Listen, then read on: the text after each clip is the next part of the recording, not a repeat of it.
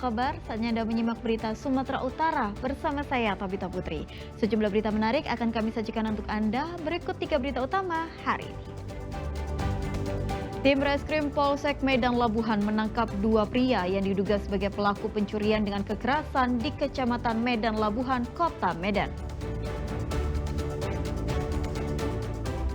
Semburan lumpur panas di Desa Roburan Dolok, Kabupaten Mandailing, Natal kini berubah menjadi tempat wisata dan ramai dikunjungi warga. Sejumlah jemaah calon haji lansia asal Indonesia tersesat ketika pulang dari Masjid Nabawi menuju hotel tempat mereka menginap di kota Madinah, Arab Saudi.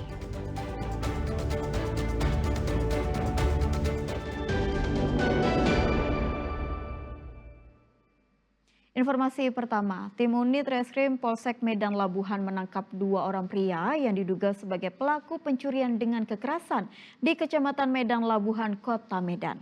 Keduanya juga merupakan pelaku tawuran.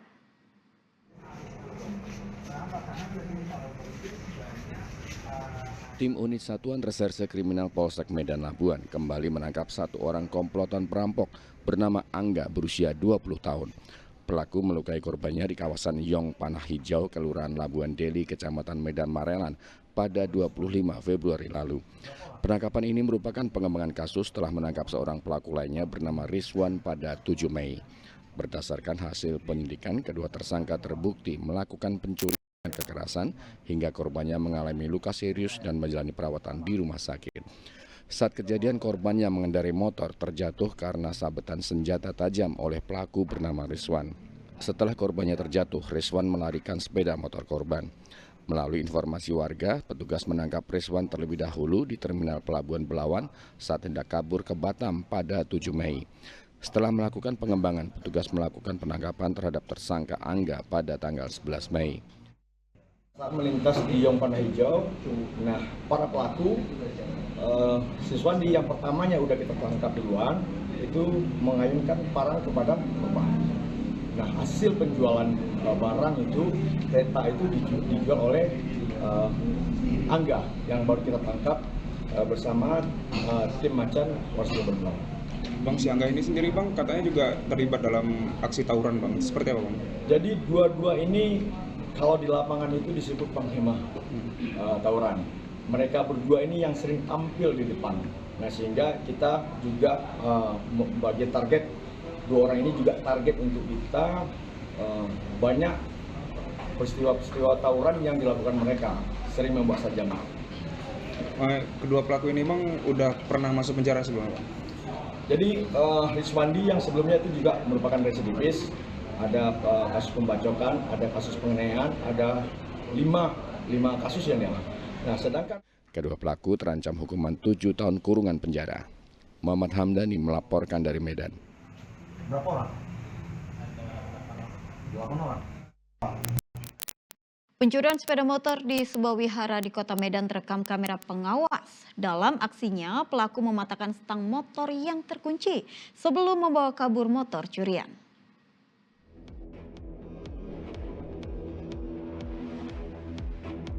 Dari rekaman pengawas terlihat seorang pria menggunakan jaket berwarna hitam mengendap-endap masuk ke dalam wihara di kawasan Jalan Pukat 7, Kecamatan Medan Tembung, Kota Medan pada 6 Mei 2025.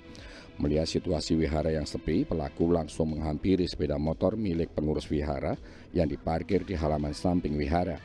Pelaku dengan cepat mematahkan stang motor, kemudian mendorong sepeda motor hasil curian keluar wihara sebelum kabur. Penjaga wihara menyatakan pencurian terjadi hanya berselang 20 menit setelah ia memarkirkan sepeda motornya. Bawa pergi sama dia, ditinggal sama cuma helmnya saja. Itu ada berapa orang pelakunya Bang? Ada 2, tapi yang paling nampak mukanya itu yang dari sini CCTV itu. Yang lainnya belum nampak wajahnya. Akibat kejadian ini, korban mengalami kerugian belasan juta rupiah karena sepeda motor yang hilang baru saja dibeli beberapa bulan lalu. Muhammad Hamdani melaporkan dari Medan. Kejahatan penipuan dengan hipnotis kembali terjadi di sejumlah daerah di tanah air.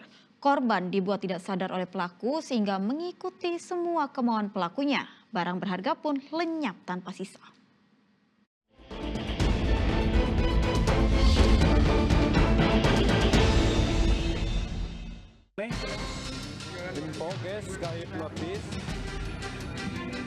Waspadalah, penipuan dengan metode mirip hipnotis ataupun gendam masih marak digunakan pelaku kejahatan. Seperti yang menimpa wanita lansia asal Desa Larangan Luar, Pamekasan, Jawa Timur. Dari rekaman CCTV masjid, tampak korban datang bersama seorang pria bersepeda motor. Rupanya pria itu mengaku sebagai dukun yang bisa mengobati segala penyakit. Termakan bujuk rayu, korban mengikuti perintah pelaku. Korban pun menyerahkan perhiasan gelang emas seberat 10 gram begitu saja. Ibu sama pelaku ini ke masjid. Dari masjid tersebut, ibu ini harus disuruh untuk ngambil wudhu. Setelah ngambil wudhu, emas sudah ada di genggaman si pelaku. Setelah ngambil wudhu, pelaku sudah hilang. Hal serupa juga dialami nenek berumur 80 tahun di Banyuwangi, Jawa Timur. Nenek yang sehari-hari berjualan makanan itu ditawari terapi pijat oleh seorang pria. Tak menaruh rasa curiga, nenek penjual makanan bersedia dipijat di rumahnya. Pelaku lantas minta gelang yang dipakai korban dilepas agar tak mengganggu pijatan. Wanita lansia itu baru tersadar, gelang yang dilepas hilang ketika pelaku telah pergi. Kali ini kami sudah melakukan pemeriksaan terhadap saksi, terhadap korban, dan selanjutnya kami akan berkoordinasi dengan rekan-rekan dan tim Resmob dari Polresta Banyuwangi untuk segera mengungkap pelaku yang ada di TKP tersebut. Lain di Banyuwangi, lain pula di Jakarta. Seorang ibu rumah tangga tak kuasa menahan tangis usai perhiasan senilai 15 juta rupiah raib dicuri, diduga dengan modus hipnotis. Peristiwa terjadi di Pasar Perumnas Durensawi, Jakarta Timur. Ketika wanita berumur 54 tahun itu dihampiri seorang pria yang menanyakan alamat. Tanpa sadar, di saat bersamaan, dirinya diajak masuk ke dalam mobil oleh pria lain.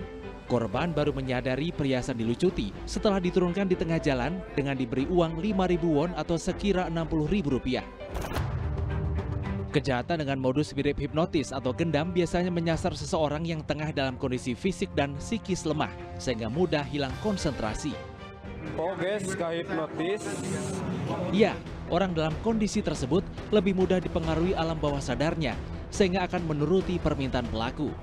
Orang-orang korban-korban biasanya yang terkena hipnotis katanya, itu mereka lelah ya, capek, jenuh dengan pekerjaannya, jenuh sama rutinitasnya. Dan biasanya itu terjadi di pasar, di airport, di terminal, di stasiun gitu. Karena kelelahan gitu, otaknya jadi jenuh. Ketika otak jenuh, itu gampang dipengaruhi. Kendati tak semua orang bisa dengan mudah terhipnotis, pencegahan tetap harus dilakukan.